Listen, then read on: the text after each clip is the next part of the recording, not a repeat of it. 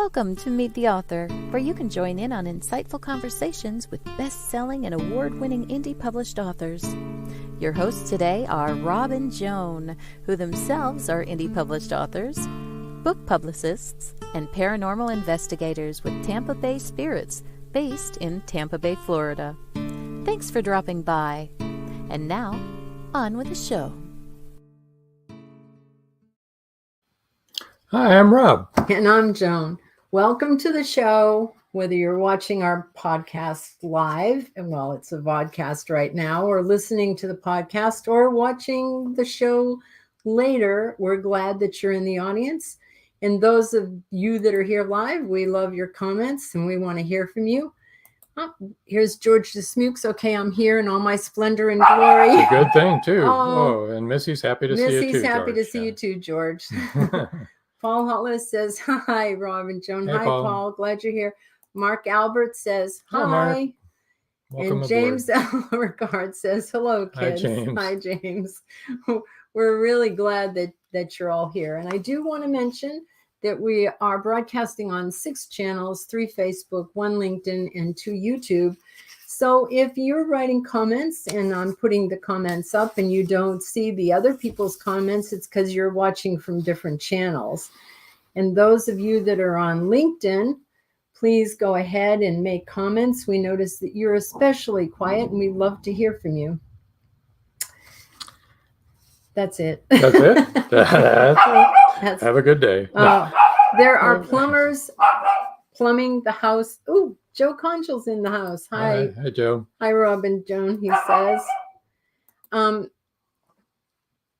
they're replumbing the house, and it is driving our dog crazy. So bear with us. So your extraneous noises, don't worry, we're here. Yeah. Invite everybody to tune in after the show. Go over at 8 o'clock or thereabouts afterwards, as soon as the show is over. Go over to Blog Talk Radio. Tonight, Voice of Indie is featuring a guest, a former guest of ours, A.G. Fletcher, author A.G. Fletcher. And you just go to blogtalkradio.com, search Voice of Indie, and it should come. You should be able to find it fairly easily. And any of you, go ahead and, talk to Steve and Beam, and I'm sure they'd be happy to have you on their show too. Besides, they're great hosts and great people. Yep. And George says editorials from the Canine Gallery. Yes, there you go. She's a noisy one. Speaking of great people, tonight's guest. Yeah. We have author Hank Quense. Quense. I'll do it. Hank Quense. Joe Congel. Besides, Joe Congel understands. Yes, he does. That we mess up last names, right, Joe? Boy, that's for sure. Joe right? said, "Be there or be square." Absolutely. There you go.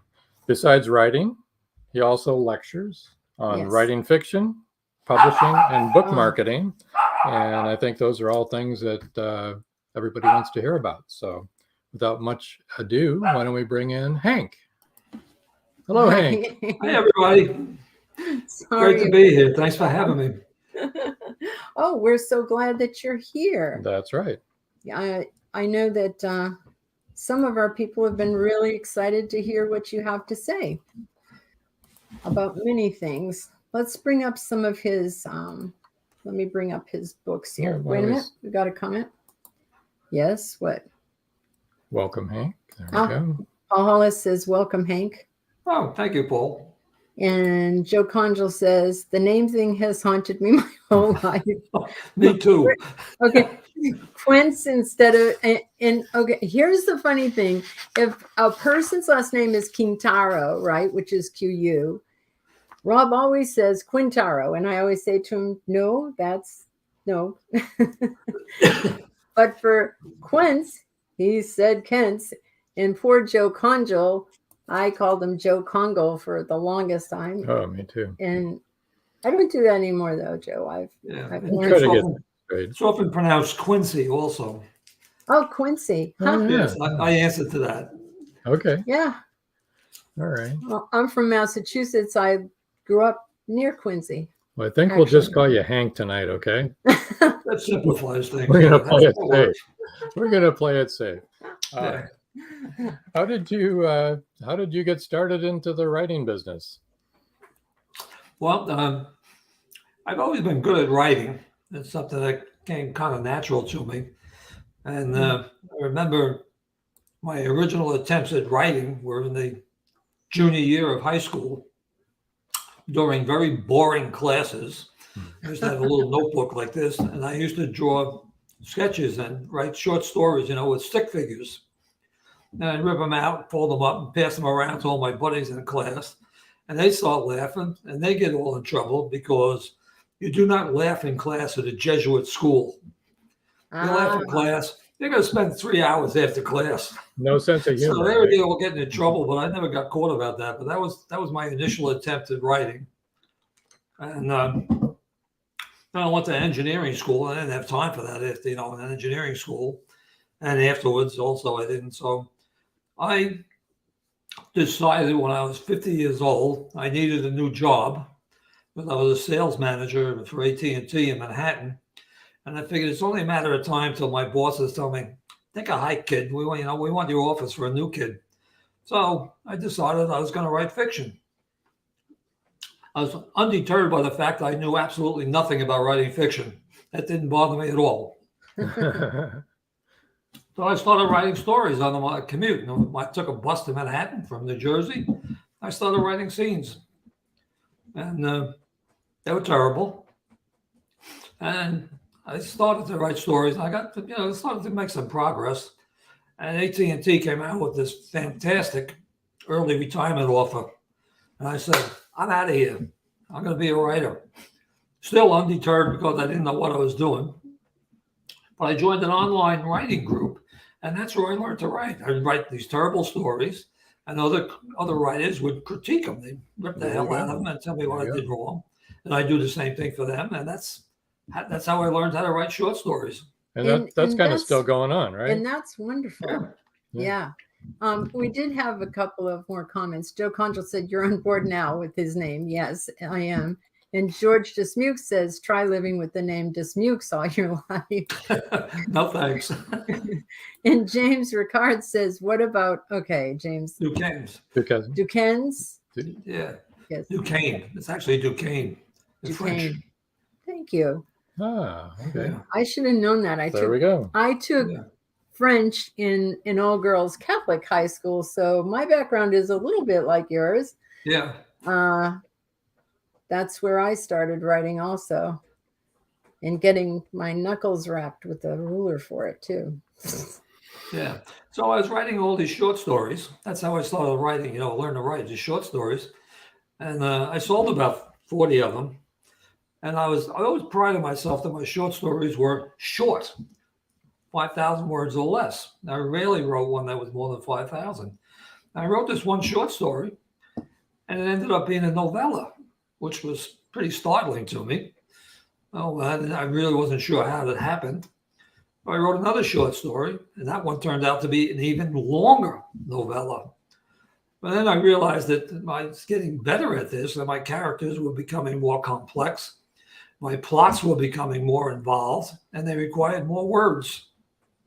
So I said, all right, I'm a novella writer. So I wrote another novella, and that one turned out to be a novel. That's how I ended up writing novels. That's really interesting. There you go. Joe Conjal says, I think everyone believes their first venture into writing is terrible, but we all get better. Yes. That's true. Yeah. And he both statements are true. Yes. Right. Yes. Yeah, that is true. Well, I know that you have written quite a few fiction books, but I think you wanted to talk mostly today about nonfiction. Well, that's what I've been writing for the last 3 or 4 years. I haven't really written a story in quite a while. Because I was in several writing groups, I noticed that I know how to do stuff like write fiction, and the people in the writing group were really struggling with stuff. So I wrote a book on fiction writing. And I wrote another book on self-publishing because that was another issue that was coming up in the right group. And then I expanded into book marketing and keep going on. Here's Book Marketing Fundamentals. Tell the world about your book. Business Basics for Authors, the revised edition. Creating Stories. Infographic, which I know you want to talk about. We'll get to that in a Yeah. minute. Guide to Creating Stories. That's his newest book. How to self-publish and market a book. Self-publish a book in 10 steps. I'm glad you didn't say 10 easy steps. No, Fiction writing workshop for kids, because that would have been a lie, right? Now, in the infographic, you sent me a couple of graphics to put up, but they turned out to be blurry. Yeah. So I Yeah. couldn't, Oh, all they, right. they didn't translate into this Okay. format. So we don't But have anything to show. you're a but you can talk wordsmith, about so them. you can Yeah. paint Yeah. the picture. Oh, this started around October, I think, last year. I have 5 grandkids from in the 8th grade to a junior in college. And I realized these kids really don't know anything about finance. So I said, for Christmas, I'm going to buy them a book, whether they like it or not. So I was looking through Amazon and I saw this infographic book on financing for teenagers. So I looked through it and it looked like it's just what I wanted. So I ordered 5 of them, one for each grandkid. I got the books and I was looking through one, paging through it, and I had the idea. I said, whoa, this would be a really cool way to take this book and revise it as an infographic. Because if it's an infographic, it will probably appeal to teenagers, like middle school and high school kids, much better than this one would, which is all text. So I said, okay, this is what I'm going to do. I'm going to make this book. But as soon as I started working on this project, I realized I had a really big problem. I don't know a bloody thing about infographics. So that would be a problem. yeah, so the first thing to do was start researching infographics. So I went through a couple different sites. I finally settled on Canva, Canva, which happens to be an incredible site. Highly recommend it. So I started making all these graphics and finished chapter 1. I download the pages to my computer and I realized I can't publish it. It doesn't go in a word processor. I guess that's a reason why they call them word processors. They're not graphic processors. Yeah, right. It's not word and graphic, right? More research. How do I publish this thing? I finally found another book, a desktop publishing called Swift Publishing 5. That another learning curve. So I mastered that, and I finally got the book finished. Then got it all done. Sent it to my editor, who went absolutely out of her mind because she can't edit it. Right. It's graphics. It's not text. Yeah. Wow. Whole new set She's of got to problems. write all this stuff down. It's like on page 19, the second text box, fix this. And she keeps sending all of this stuff. And she really was furious with me for this thing. She finally gets me all of this stuff. And I realized I can't edit it either. So I got to go, each page, I got to go to Canva, find the page that needs editing, revise it, download it, put it into the book to replace the page that has the error on it. Now, this went on for a long, long time. But eventually, I got it published. No, I got it finished. So I go to publish it, self-publish it. I can't get it on Smashwords or Drafted Digital because Swift Publisher will only export to PDFs.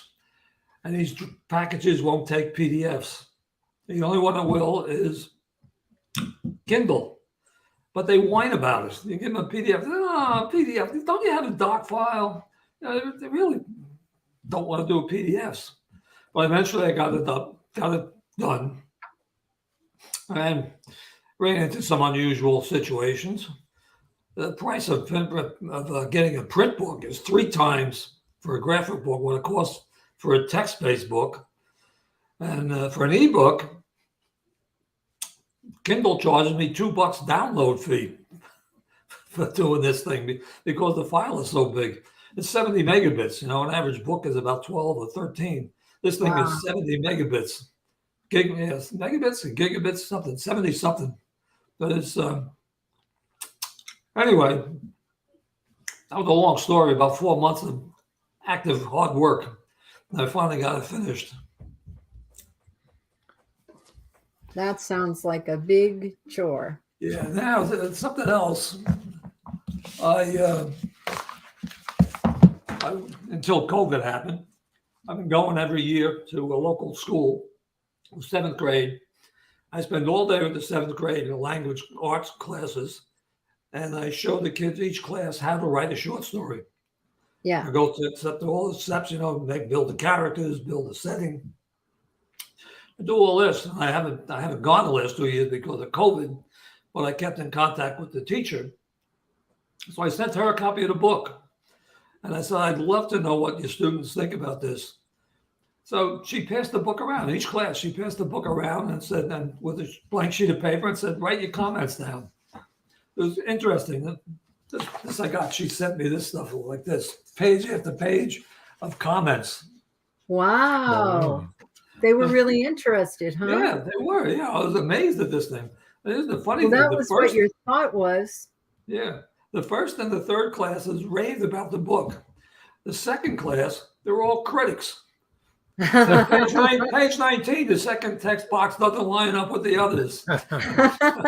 So page 49, the page number is a little off from the other pages. And they could be beta readers. Yeah, right. Yeah. It was so much, it was hysterically funny, these kids are what they're writing down. That's great. Yeah. Can you show us maybe? Do you think it'll show up on the an yeah, example of the pages of the infographics? Of the infographic? No, of the infographic. No, your book. Okay. Yeah. Yeah. Because we just couldn't get those pictures in. Okay. Okay. All right. Oh. Okay. Can you go up with it? That's really. So there's other pictures and stuff and places to write. That's really great. Is there places to take notes in there and stuff? No. No. It's graphs. No, just graphics. Okay. I see what you did there. Yeah, information graphics. Yeah. Makes sense, you right? You do an emotional art. You do plot. There we go. Yeah. That is. I think it came out quite well. A hell of a lot of work. Cool. It did come out quite well. It's like a textbook, really. For those that are just listening, there are pages with subjects, with topics, and then little graphics along the sides to illustrate points or, comment about, make emphasis on points that you're trying to make, right? Right. Correct. Yeah. Yeah. Okay. That's really good. Yeah. That is so compared to the original book, this probably has only about a third of the text. They cut out a lot of wordsmithing. So I then got the main points down, but I left out all the ancillary comments about it. So it's very, very easy to read. Believe it or not, it's time to break for our commercial, our first commercial. Right. Yeah. Oh, wait a minute. We've got a comment real quick. One comment before we go. Yeah, one more comment before we go.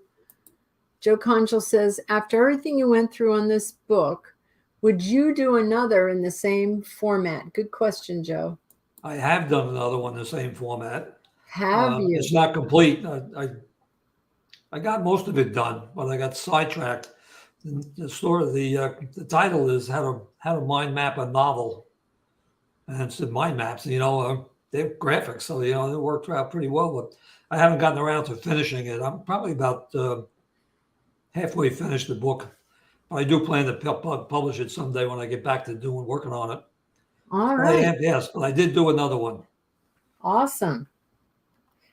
All right. All right. So let's take our first break. We'll have the book giveaway as soon as we get back. Okay. And now a word from our sponsor.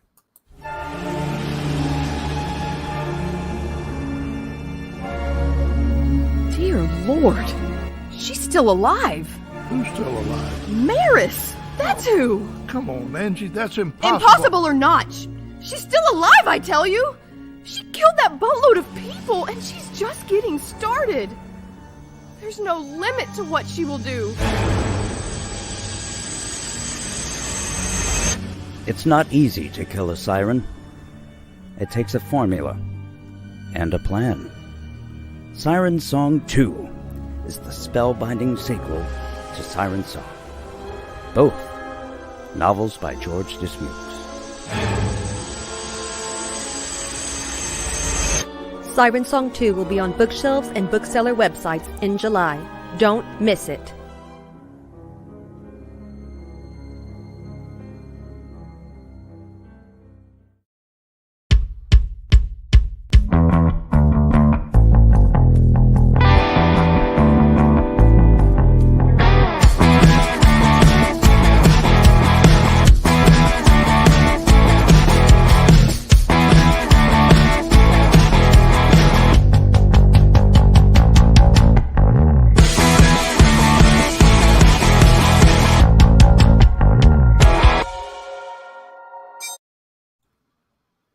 And we're back. And we're back.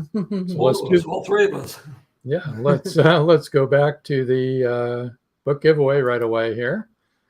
Get that kicked off. Book giveaway, the first 3 people to email Hank, QUENSE.com will win an ebook copy of infographics. QUENSE. Yeah, that we have that typed wrong. I'll put the right email up here. There we go. We'll win an ebook copy of Infographics Guide to Creating Stories. First 3 people. Okay, but that's the email right there. Don't look at the one in the banner. QUENSE.com. And what we should do. Wait. That's not correct. No? It's HankQuense.org. Oh, it's .org. Oh. Okay. Well, then they're not going to get very far then, All right, are wait they? a minute, guys. I won't be giving any books away. There you go. No. Let's pull that down. Let's go into edit mode here. .org. Okay, we're going to save that. We're going to put that back up there. HankQuense.org. Well, That looks good. good. And this one, we're going to just take that out of there.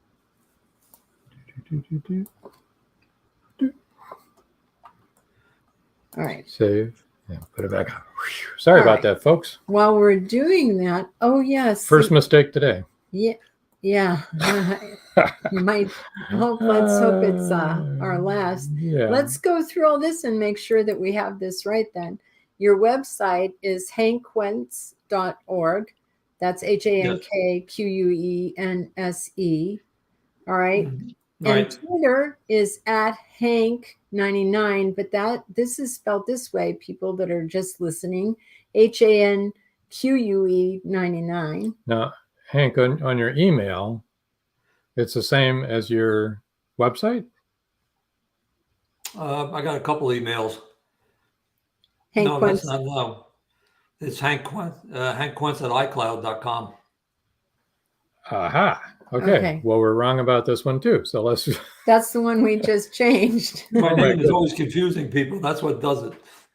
Okay. It confused you too.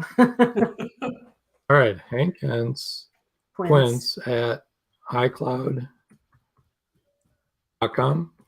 .com. You're sure now? You're sure? Yeah. It was the last time I looked. All right. All right. We're going to Let's try that again. All right. For those of you who want his book, I must say, Infographics, a lot of twists and turns here. HankQuense at iCloud.com. That's HANK. That's where you email to win the book. SE at iCloud.com. So if you send it somewhere else, forget about that and just send one there. This just, Joe Concha says, this just proves it's a live show, LOL. That is true. And you know, Joe, it's a live show with a pre-show. So we still had to go through all this. And this is Marjorie Deering. She says it all keeps things interesting. That's it. That's what we're going with, Marjorie. It's interesting. Yeah, if they don't pay attention, they're going to miss That's something. why we did it. we kind of did it on purpose. Yeah. Yeah. No. Right. No. Let me see if we've got anything else wrong here. All right. So we did Twitter, and now we're going to do Facebook. This is right. Strange Worlds Online. Yeah. All right. And that's spelled just like you would think. Yeah. And then we have Writers and Authors Resource Center. And it's WRITERSARC. Yeah, I know. .com. Correct. WritersArc.com. So Yeah, let's get the email. Those are all the places where you can reach him. And again, the email is hankquense@icloud.com. I got 2 emails. Oh, we Wow. we survived that, didn't we? Yeah. Oh boy. Okay. Right. There's one left, folks. Boom. Better hurry up. Number 3 is going to pop in any second. That's You right. don't type. Well, we threw you a few curveballs. So Yeah, well, they're all retyping. yeah. If they sent it to the first one and they got up and went to get a Coke and came back, they're going to find out that they didn't send it to the right place, Yeah, they lost. or that they shouldn't be There drinking goes. Coke. There we go. Let me see if that was a book or somebody else. Nope. Well, this is fun. Yeah. Yeah. One of my friends won the book. Little a change of pace there. Okay, so I wanted to ask you before we went on our break, and I didn't. Fiction writing for kids. Now, Oh yeah, let me put up that. in your times that you've gone to the schools, have you given that book out to kids for any feedback? No, this book is a total bust. Uh-oh. Really? It's something else that I tried experimentally. It's an advanced ebook. Besides graphics and text, it has audio tracks and video clips in it. Oh my goodness. And Apple will publish this. They come out with this as soon as they come out with ebooks. They come out with this. They will publish these ebooks because this is in accordance with the EPUB 3 standard. They do it. So Apple is the only one that really has a good copy of that, and I don't really sell any books. I sold 1 or 2. Kindle has a version of it that is really garbage. Oh. It's terrible compared to the Apple version of how to produce this book. But so no, the book doesn't sell very well. But I made a Udemy class out of it, and that is my best-selling Udemy class. I get 4 or 5 people sign up for this class every month. Oh, that's great. Okay, yeah. cool. And I don't do anything. I don't publish this, and people. It must be word of mouth that mothers are spreading it around or something, because it's aimed at kids that are in the 4th to the 7th grade. So, and it's pretty similar to what I do when I go to the school. So, where do people sign up for that? Would they go here to the Writers Art? They'd have to go to Udemy, which you don't have that class. Oh, okay. You don't have that email or that link. Well, they can email you on. Yeah, well, they go to Udemy and search for my name. Or email you. Yeah, they can just email you and ask you. Yeah. Too. You're right. Yeah. I should put up his email again. Yeah. Here we go. There you go. Well, that was interesting. You are a very creative person. I tell you what.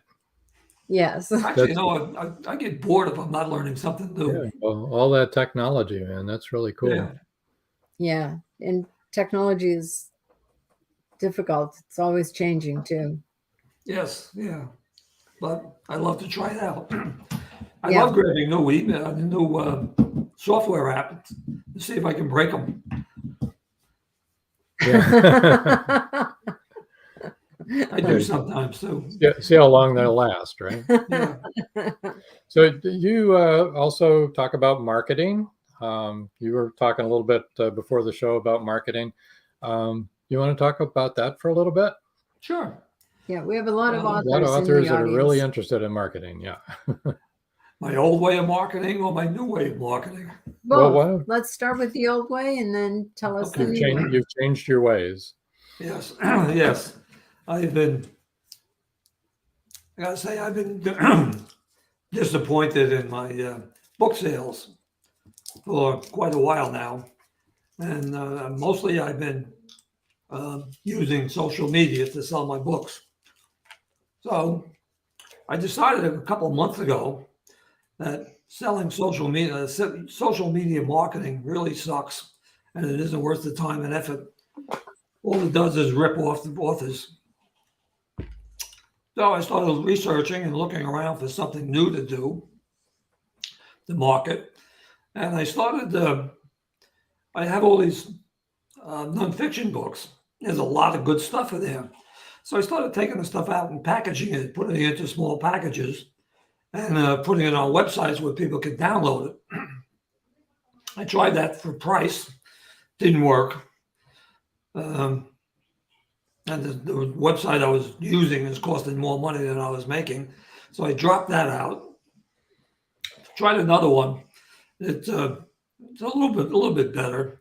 But then I came across this article, I think it was in Medium, that talked about ecosystem marketing. And it was exactly what I was trying to do, but I didn't have a name for it. In ecosystem marketing, what you do is you produce all these little products and you give them away. You don't try and sell books. You give this stuff away. What you're trying to do is establish your authority as an expert and then sell packages like marketing, not marketing, but maybe fiction writing packages or self-publishing packages, to help people out to do this. And, you make your money out of these packages, not selling books. So I've been working on this project for about 2 months.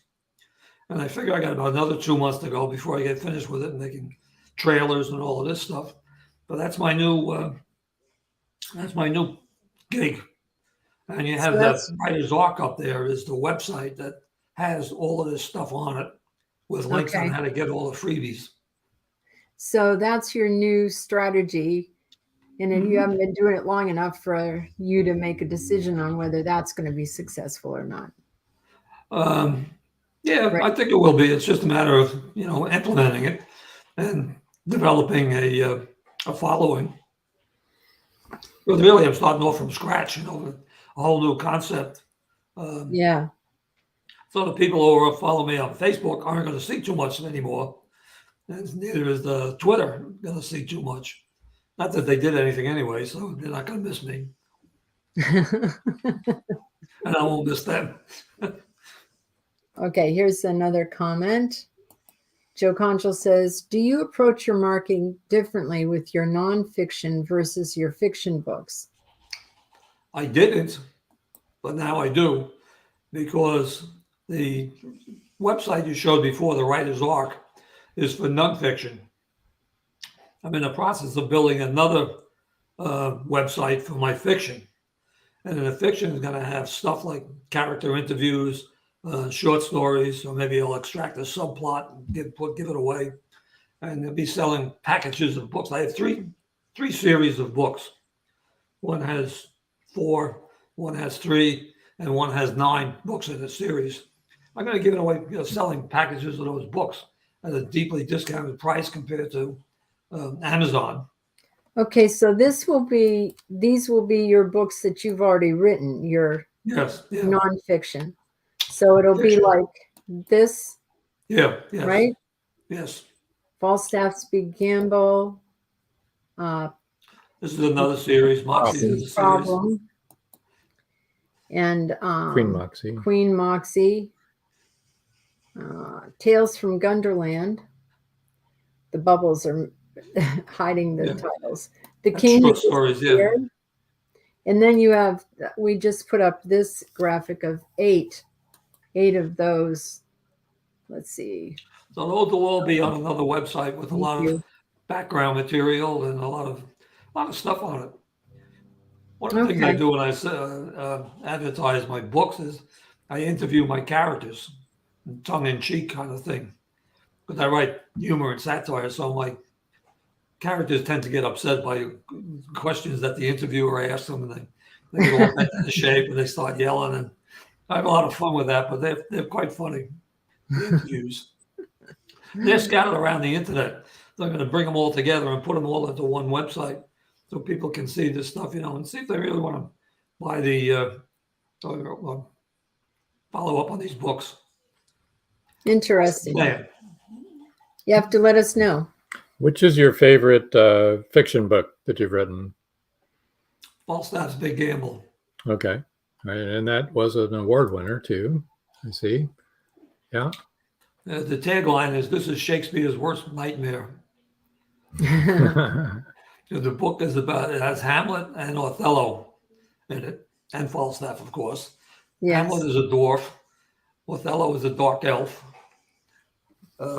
And Falstaff is an obese human who is a con artist, and he sees Hamlet and Othello as easy marks, and he's going out to con them out of money and all kinds of stuff. It's a very good book, I think. It sounds like a very It has more reviews than any other book. I think funny it's book. 34. Well, that's good. So basically, it's a satire. Yes. And how about Moxie's problem? This takes place in Camelot, but my Camelot is in an alternate universe, and it's nothing like the Camelot in Britain. The only thing that's really the same is the characters' names. King Arthur and Sir Lancelot. That's about it. Everything else is different. And who's Moxie? I'm sorry? Who's Moxie in this Camelot? Well, Moxie is a princess, a teenage princess, who was, in the beginning of the book, has never been out of her father's castle. And she is a teenage pain in the ass. The readers actually don't like her. She's the main character, and they don't like her. Really? Over the course of the book, I got her to change, and the reader's impression of her changes also. So it's a pretty good fun book. That's great. Yeah, we don't like your main character. Yeah, Moxie gets involved with all a couple knights of the Round Table. So then Queen Moxie is when she's no longer a teenager and she's no longer a princess, but now the queen? The end of the second book, Moxie's decision, she replaces, she takes over as a queen after her father dies. But she's got to fight her uncle to kick him off the throne first. Ah, so just like real royalty. Yes, yeah. They have quite a history of that, don't they? Yeah. What are the Zaftan troubles about? You've got 8. Do you have more than 8 of those? 7. There's 9. There's 7 Total more of than 9. Okay, 9. 9 total. Yeah. There's the Zaftans are an alien race. They're from the planet Zaftan 31b, also in an alternate universe. And the Zaftans are pretty nasty. They're like oversized squids, about 6-7 foot, 300 pounds, 8 tentacles, and they're very strange. They think treachery and murder or assassination are social skills. And if they pull off an assassination, they put it on their resume. And they're really nasty, and they really smell. Any humans that come close to them get sick to their stomach and start to throw up. So, but they're quite interesting and quite fun to write about. Yeah, that's definitely different. Let me. This is interesting here. The king who disappeared. Is that Moxie's dad? No. No, this is another one from Gunderlin. There's 4 books from Gunderlin. From Gunderlin, which okay. is happens to be in an alternate universe, another world. Oh, I think I see a theme. Yes, 3 themes. Alternate universe. Alternate universe Yes. theme. Actually, this is quite interesting because you put stuff in our universe, you got to explain a lot of stuff. If you put it in an alternate universe, you don't have to explain it. People accept it. That's true. They don't answer. They don't question it. Yeah. So it's writing fiction. Keep that in mind. Alternate universe saves trouble. Yeah. But the Zaftans are the story is they discover a world has valuable resources on it. A mining ship discovers it, and they try and steal all of the minerals from it. And the world, which has dwarfs and elves and all that stuff, the characters rebel, and they drive the Zaftans away from the world. Awesome. And then it continues 300 years later. The dwarfs and the elves and all of those people, they have now went to space, and they're fighting the Zaftans for control of space. Interesting. We need to take a quick break here. Another word from our Okay. sponsor. Another word from our sponsor. We'll be right and back, We'll people. see you in Don't 2 go minutes. away. Many secrets are hidden within the darkness of the jungle. Behold, this one about a man, a woman, a black jaguar, and an ancient Maya legend. Two Faces of the Jaguar is a novel by George Dismukes that will take you deep into the jungle and capture your imagination until the last word. Two Faces of the Jaguar is book one of a trilogy. Two Faces of the Jaguar, where only the adventurous dare to read. Two Faces of the Jaguar, The Lost City, and The Jaguar's Quest are available on Amazon.com, Barnes & Noble, and many other bookseller websites. Two Faces of the Jaguar, the book people are talking about. Get your copy today.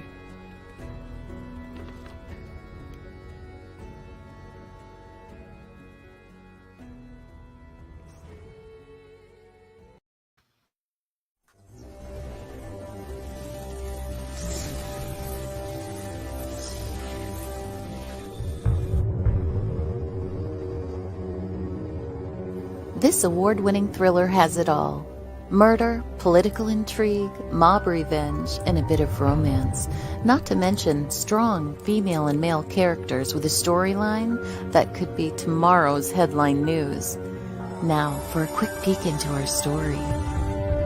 To help solving a nationwide plot involving the assassination of several U.S. senators, the O'Rourke team is called in.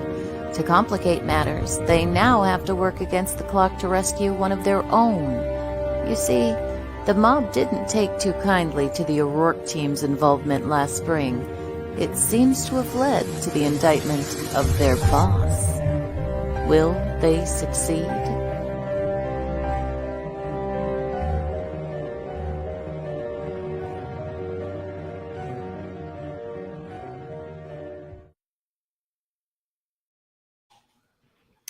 And we're back. We're back. Yes, we are. So, are you going to be writing any more nonfiction, or do you think from now on fiction, or are you just going to be writing nonfiction? I don't know. I don't know. I don't think I really am. I don't have any plans to right now. I have story ideas. You can't help that. You end up with story ideas. I just don't have any ambition to spend the year writing a novel. That's what it takes me. I just don't have the energy to do it, the ambition to do it. Maybe some short stories. Yeah, the main thrust isn't there anymore. No, since I started on the nonfiction, I kind of like that better than that right now. Yeah. And you're having more fun doing that. No, fiction is more fun. Oh. Nonfiction is kind of like work. Fiction is fun. Yeah, it keeps your mind occupied anyway, right? Yes, yeah, it does. Yes, for sure. Yeah, and trying to figure things out. Well, since COVID has lightened up a little bit, have you got any plans on going back out to do any more lecturing? I don't know. The libraries around here they seem to like not having lectures. Open. They really are. They don't seem to be as open as they used to be. Okay. Since COVID, you mean? Or just in general? I think it's just the result. They got used to not giving it, so they, holding these things. So they've kind of moved off the other stuff. They do a lot of Zoom meetings now. I think they'd rather do Zoom than in person. Oh yeah. So it is because of COVID then. The result, the result of the impact of COVID. Absolutely, yeah. Our libraries here in Florida have really opened up. Yeah. And they're doing they're doing lectures, and they're doing, they do arts and crafts and all kinds of things. And it's becoming more like a town meeting center here in our county, in Hillsborough County. Yeah, well, up here they're starting to get more COVID is breaking out again, new variation. So they're being very antsy about what they do, with getting meetings holding actual physical meetings. In New Jersey and New York, Yeah. both. Yeah. Yeah, we noticed that. Yeah. Nope. Here it's not like that at all. You may or may not have heard. Florida is wide open, has been for a long time. So I don't know. It's a funny time, isn't it? It's different than any other time that I can remember. It's very odd. Yeah, it is, yes. It's changed the way a lot of things go, don't you think? That's for sure. Yeah. Yeah, boy. We're working on a nonfiction book right now, but it's about our family life. So it's not like your nonfiction, which is teaching. It's not instructional. It is not instructional. No, it's not actually at all. How not to do things, I think. It's actually, it's pretty much like, you're not going to believe that this is You wouldn't believe this nonfiction. happened to us. But all of these things have you guys really, you'll have to read the book, because what's happened to our family over and over again is like insane. Joe Conjal said, oh, wait a minute, Susan Kite. Oh, Susan. Hey, Susan. Susan Kite said Florida is where I got COVID. Well, I am You're sure, welcome. because as it said, we've been wide open since it was still going on, rampaging. We haven't been out there, and we've never had COVID. It wasn't our fault. Don't blame us. Yeah. We didn't go out there. Joe Conjal said, what drives you to a particular nonfiction topic to write about? That's a good question. That is a good question. Yes, that is a good question. It's pretty much, I get an idea. I feel like I want to explore this, so I go do it. I got two that I'm working on right now. One is called rather Successful Book Marketing, and that will include, it will touch on social media, but it will also have a large chapter on ecosystem marketing, and have a couple other things that explore that I haven't talked about in the past. I'm also building something. There might be a book on ecosystem marketing, an entire book, or perhaps a lecture, a Udemy lecture. I've been fooling around with that. I got most of that framed out. I usually work on 3 or more projects at a time. One is usually wrapping up. One I'm in the middle, and the other is I'm brainstorming with it. Coming up with ideas. Yeah. I guess the answer to the question is generally what I feel like writing. I've never heard of ecosystem marketing before. There's quite a few YouTube videos on it and books.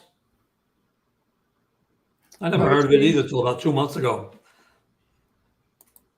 Marjorie Deering says, instead of the old trope that writers write, I think it's refreshing to hear a writer admit that they're not in the mood to tackle a new project. Some new projects. That is a little it's different than what we normally hear, isn't it? Yeah. Well, I think I evolved. I evolved from writing fiction to nonfiction. I'm Yeah. not sure I'm going back. Oh, come back. It's fun. Especially in you should get into the multiverse. Oh, God. Yeah, maybe someday. Not right now. Well, that's Facebook. No way. But you can get like all 3 of your alternate universes, and that would be like 3 multiverses, wouldn't it? It would. Oh, it's gotta be in one website. All 3 gotta be one website. Yeah, there you go. Yeah, maybe that's it. Damn it! I just found it. You go. It's a multiverse. It's a multiverse series. Yes. Yeah, I got to change the title now of the URL, the domain name. Alternate universe. Now it's multiverse. Didn't mean to throw you down another path there. Yeah, another $17 shot for the new domain name. Here, Joe Conjal has another question. Are all your nonfiction self-help type of books, or would you ever consider writing something like a memoir or other types of nonfiction? Yes. All my nonfiction books are self-help. And no, I have no intention of writing a memoir or any other type of nonfiction. I have no interest in it. And Robert White said, "Hi, Oh, Robert." Good morning, Robert. Good morning. Robert's joining Good us. idea. Yeah, maybe I'll stay with the old one. Save money. Better check with Marvel on that URL name, the right? multiverse. Alt universe is good. I've heard that Marvel might have a corner on that. You're right, Robert. It's For marvelous. sure. Joe Conchel says, fair enough. There you go, Joe. Yeah. Well, we're writing a memoir, Joe, so you can read that one. And wait till you hear what kind of a crazy life that we've had with our kids. It's been insane. It's crazy. We can talk about the time that I yelled at the heavy metal band. That was fun. There you go. Scared our kids and my husband half to death. I was tired, though. I didn't want to hear any more of their noise. Yeah. No spoilers here. Okay. So Hank, you've written a lot of books on, creating and, things to help people. What kind of advice do you have for like a new author that's just getting out there? That's Fiction? trying to get started. Fiction writer? Either. Writing fiction or self-publishing or what? Either. Either. Both. If they're starting out fiction writing, I'd say the one thing you got to know about your story is you got to know the ending before you start to write it. I mean, Okay. I'm a plotter. I'm not a pantser. I can't understand. I can't conceive of writing a story in a pantser style. People say they do it, so I believe them. But my advice, if you're going to write a story, know the ending. That's your advice. Actually, that's the second step in my process. I get the character, give them a big problem, and then I find the ending. And if I don't find the ending, I don't do anything else with the story until I find an That's ending. interesting. With self-publishing, what you got to know is that much of the stuff on the internet is wrong. It's either incorrect, or it's misinformation, or it's just flat out wrong. As far as tips, you mean, to get published or to publish your book? I'm sorry? As far as tips on how to publish your book, you mean? Yeah. If you're starting out self-publishing, you're going to do research, and that's where the problems come in because a lot of the research is going to give you wrong information. So then, and when you go on start looking up research, you run across scammers who are willing to help you solve all your problems for a little bit of money, but they take your money, but they don't do anything. Yeah. That's true. It's pretty vicious, the self-publishing world. You can get into a lot of trouble. I know it is. That's true. Joe Conjal says, sounds good. That was about what I was saying. Then get back on the other podcast when it comes out and I'll pepper you with questions there. Thank you, Joe. Thanks, Joe. We'd appreciate it. Robert White said all of the above, meaning what he was asking. Right. And Susan Kite spoke to you what you had just said. And she said, that's great advice even for a pantser. Are you a pantser? If you know the ending, you're not a pantser. Well, we're pantsers. Actually, quite a few of the people in the audience right now are pantsers, but we do know a lot of plotters too. So, you have to do what works for you. Yeah, exactly. I'm a little crazy about plotting. I actually mind map the story before I start to write it. Yeah, big mind map. Some of them are really big. This is a complicated novel.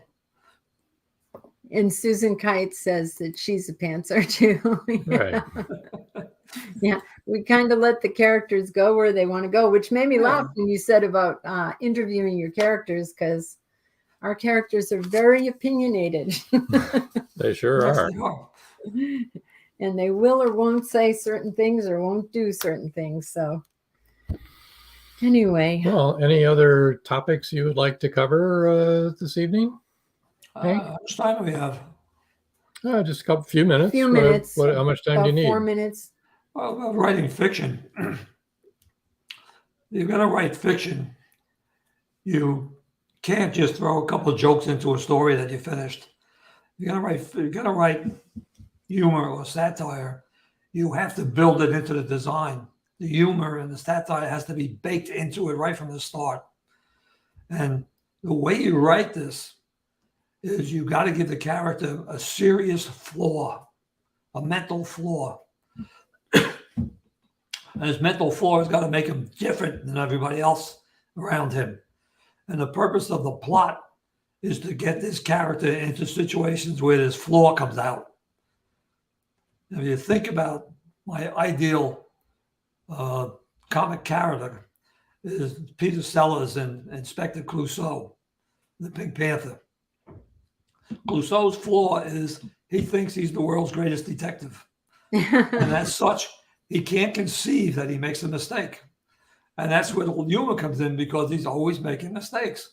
There you go. Like one noticeable example, he's a murder committed in this big mansion, and he's got all of the staff in the living room, and he's tells them to stay there, and he's inspecting the house, and he goes up to the second floor, and he falls down a flight of stairs into the living room where the staff is. And he jumps up and says, "Well, that was refreshing." He was And great. Another case, the same similar thing. He's got a mansion, a murderer is there, and he's giving people a lecture on how he's going to find the criminal and bring him to justice. And he spins on his heel to make a dramatic exit, and he walks into a wall. And he bounces off the wall. He looks at the camera and says, "Stupid architect." That's how his, that's the plot is getting him into these things. And that's his flaw, and that's where the humor comes from. Absolutely. There you go. James Ricketts says, if I plot too much, I get bored with the story. Ooh, And interesting. George Dismuke says, I know somebody with a serious mental flaw. Let me guess. Some people say I have one. I don't think he's talking about you. I think he No. might be talking about No. someone named Deborah. Deborah, wife number 5. Wife number 3. 3. Number 3. Number 5 Sorry. is the keeper. Number 3 is okay. Or number 5 is okay. I Oh don't my know. gosh. Oh, George. You didn't hear that. Okay. Number 5 is the keeper. 5 is the 3 keeper. gone. 3 is Yes. gone. That's right. That's a good thing, right? Yes, indeed. Well, Yes. I think we're probably toward the end here. Yep. If nobody else has any other questions. So I want to thank you, Hank, for joining us. Well, thank you for having me. This was fun. And it's been awesome. When George says, if at first you don't succeed, but there you go. you've succeeded now and you have a keeper. Yeah. She's a good lady. There you go. All right. All right, so we're We're gonna going put you over to to the side. move you over. There we go. Got you right Okay. over there. All right. Joe Conjal says, fun as always, guys. Thank you for another great show. Don't go anywhere, Joe. I wanted to tell you, I know that there are a number of people in the audience tonight who love paranormal stuff and like learning about it. And next week, we're going to have John Russell, who's been a professional psychic for 50 years. He's also a paranormal investigator. He's done a pilot for his own show on the History Channel. So be sure and tune in next week and be prepared with your questions, because I'm sure that, he has a lot of interesting things to talk about. And his book is called Riding with Ghosts, Angels, and the Spirits of the Dead.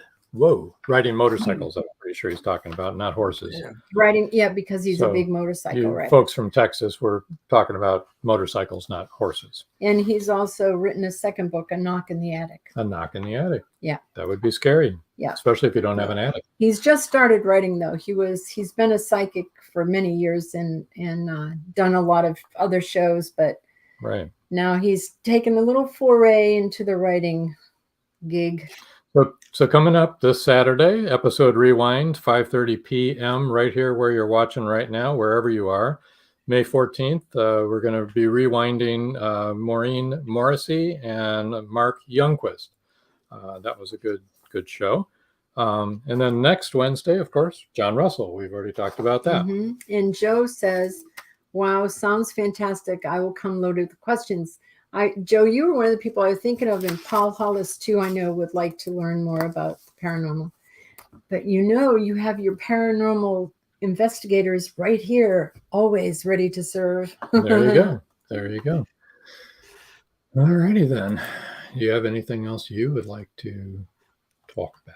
No, I think Okay. we're done for the night. I think we're done. So we're going Thank to you, everybody, for coming. leave you now, and we've got a little commercial, and then we're going to go to our sign off. So until next time, That's all, folks.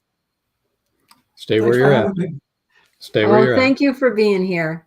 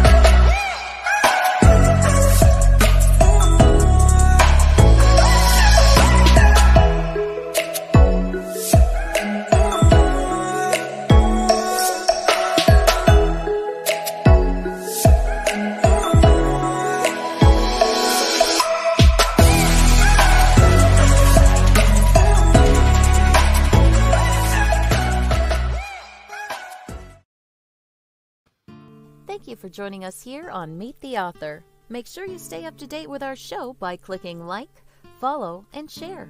And you can find us on Spotify, iTunes, and more. See you next time on WLFE-DB.com.